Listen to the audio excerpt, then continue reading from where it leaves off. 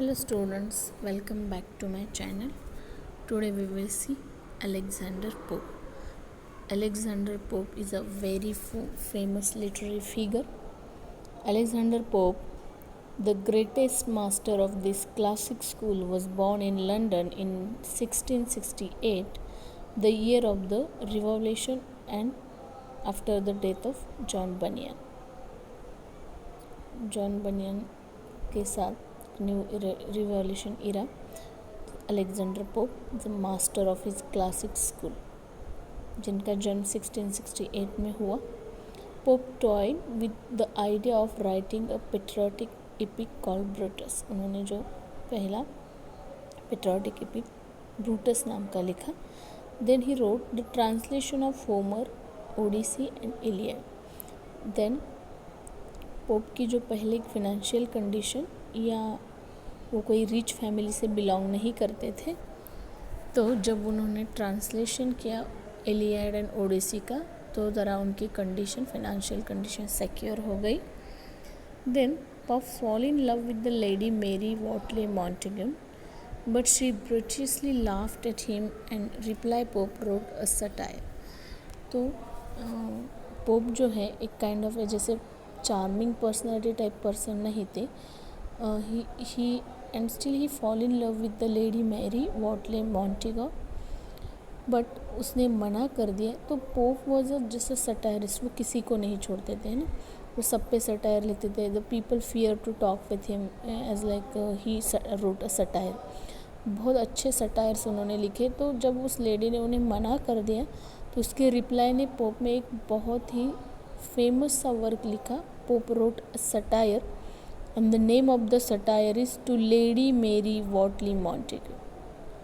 So keep in mind, it is a very famous satire, every time asked in exam. Next is that Pope could fix in one couplet more sense than I can do in the sex. Jonathan Swift जो एक satirist रहे हैं, उन्होंने Jonathan Swift ने कहा है pope के बारे में कि pope could fix in one couplet ना. पोप जो है एक वन कपलेट में जो क्रिएट कर सकते, लिख सकते, शायद मुझे उसके लिए 6 I can do in 6 couplet लग जाए, स्टांजास लग जाए. So another important thing about the Pope is Pope gave a height to close couplet.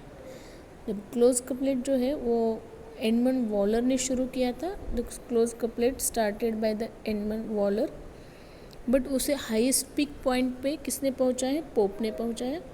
So couplet, close couplet, it is a 2 line which is included in 2 lines. 2 line में ही सब कुछ meaningful things लिख दिया हो, उसे close couplet कहेंगे. तो close couplet जो है वो इंट्रोड्यूस किया था एडमंड वॉलर ने, बट उसे हाइट पे पहुंचाया है पोप ने.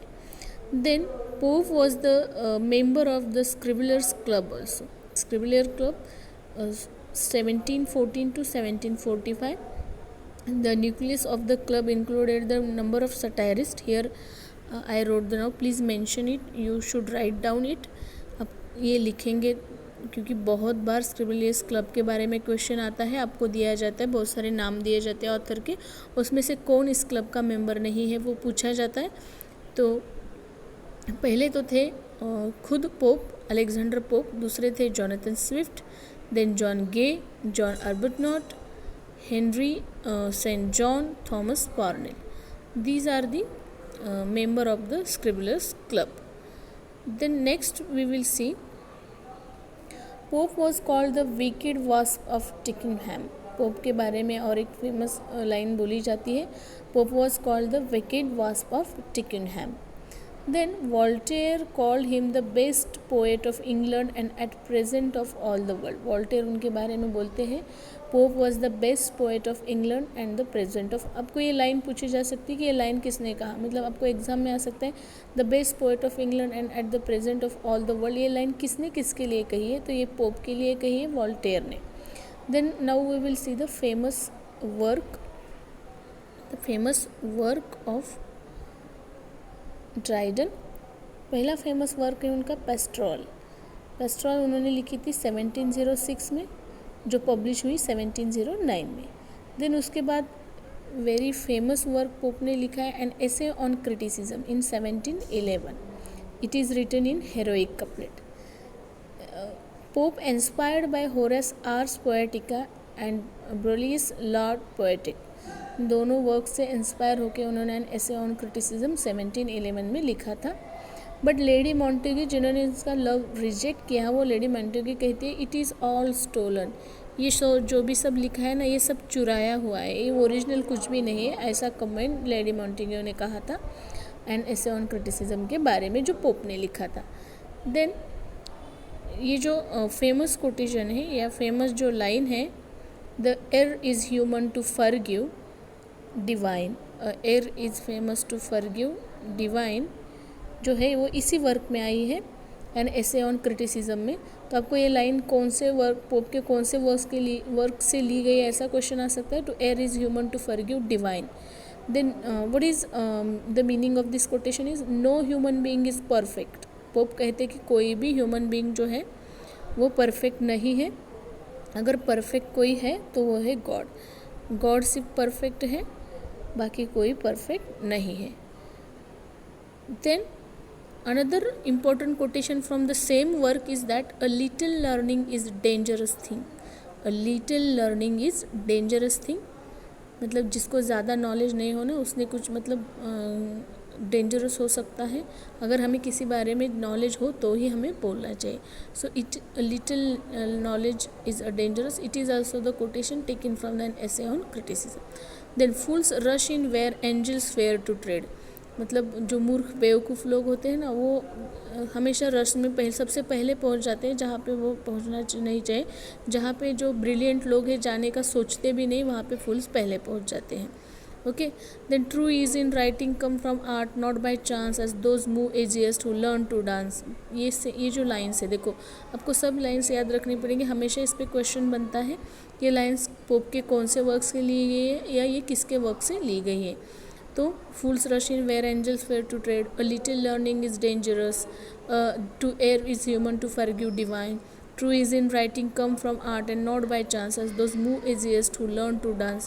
ये जो फेमस लाइन्स है ये पोप के एन एसे ऑन क्रिटिसिज्म से ली गई है. Next we will see the famous work of Alexander Pope, जिस पे हमेशा क्वेश्चन बनता है, which is written in 1712 and the name of the work is none other than the Rape of the Lock. It's a very famous poem, one of my favorite, first published in 1712 with a revised version published in 1714. पहले 2 cantos उन्होंने लिखे थे. देखो ये real story पे base है. There is a story when the Lord Petre that forcefully cut off a lock of miss Arabella Fermor. Lock है ना बालों का गुच्छा या जो बाल का लॉक है वो लॉर्ड पेट्रे ने अराबेला फर्मर के बालों का गुच्छा कट किया था. तो ये एक रियल इंसिडेंट था जिस पे बेस ये स्टोरी अलेक्जेंडर पोप ने लिखी है. तो पहले 2 कैंटो जो थे उन्होंने विदाउट परमिशन ऑफ अराबेला फर्मर लिखे. तो अराबेला फर्मर जो है ना वो बहुत गुस्सा हो गई और उन्होंने रीज़न पूछा. तो अलेक्जेंडर पोप ने कहा कि इसमें मैं आपकी स्टोरी ऐसे प्रेजेंट कर रही हूँ जैसे कि एक एरिस्टोक्रेटिक लेडी. तो अरेबेला फर्मर ने बाद में जो एडिशन पब्लिश हुआ रिवाइज वर्जन उसे परमिशन दे. तो देखो पहले 2 जो कैंटोज है वो विदाउट परमिशन पब्लिश किए पोप ने, और दूसरे जो बचे हुए 3 कैंटोज है वो 1714 में with the permission of Arabella Fermor वो पब्लिश हो गए. Okay. So there is a incident gave rise to a quarrel between 2 families. Then Dr. Johnson said about this work, the most attractive of all compositions. Doctor Johnson कहते हैं कि pope के other all composition से सबसे best most attractive work कौन सा है, तो रेप ऑफ लॉक है. तो देखो ये भी क्वेश्चन बनता है कि ये कोटेशन किसने किसके बारे में कहा है. तो डॉक्टर जॉनसन ने कहा है पोप के रेप ऑफ द लॉक के बारे में. Then mutual friend John Caryll request to writer. तो ये जो वर्क है ये लिखा था उन्होंने, उनके जो फ्रेंड थे उनका फ्रेंड था जॉन कार्ले, इनके रिक्वेस्ट में इन्होंने लिखा था ये जो वर्क है वो rape of the lock. Then ये वाले it is publish in Lintot's miscellany 1712. ये कौन किस में पब्लिश हुआ था, तो ये पब्लिश हुआ था लिंटन्स मिसलेनियस में पब्लिश हुआ था 1712. Then it is based on the model of Boileau's Le Lutrin. Okay, ये भी आपको याद रखना पड़ेगा.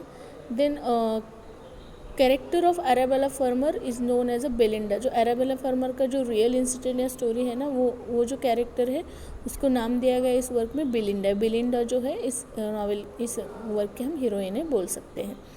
देन 4 सुपर नेशनल मशीनरीज़ का यूज़ इसमें अलेक्जेंडर पोप ने किया है। 4 सुपर नेशनल मशीनरीज जैसे कि सिल्व्स है, निम्स है, गोम्स है एंड सैलामेंडेज है। तो ये जो है इसे रेसिक्रेशन मैथोलॉजी भी कहा जाता है, रेसिक्रेशन मैथोलॉजी, जिसपे ये बेसिक ये सुपर नेचुरल 4 मशीनरीज़ का यूज़ भी इस वर्क में अलेक्जेंडर पोप ने किया है। And then he translated Iliad. एक बात आपको याद रखनी, ओडिसी इलियाड जो है उन्होंने खुद ट्रांसलेट किया था, बट जब ओडिसी उन्होंने ट्रांसलेट किया तो उसमें 2 लोगों के साथ उन्होंने उसे ट्रांसलेट किया था with the help of William brown and the Fenton. ये आपको याद रखना पड़ेगा। बाकी के जो पोप की अदर फेमस वर्क है वो हम नेक्स्ट वीडियो में देखेंगे। वीडियो अगर आपको अच्छा लगा लाइक ज़रूर करें। Thank you.